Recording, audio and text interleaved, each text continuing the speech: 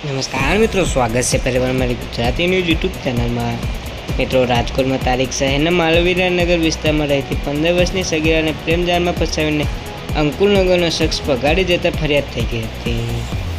જી હા મિત્રો, તમને આગળની માહિતી મળતા મુજબ જણાવી દઈએ તો માલવીરાનગર વિસ્તારમાં રહેતી 15 વર્ષની સગીરા તારીખ 13ના રોજ પોતાના ઘરે હતી અને તેને મોબાઈલ ફોનમાં વાત કરતી હોય તેના ભાઈ જોડે જતા સગીરા પાસેથી ફોન લઈ જતા બાદ સગીરાને ઠપકો આપ્યો હતો.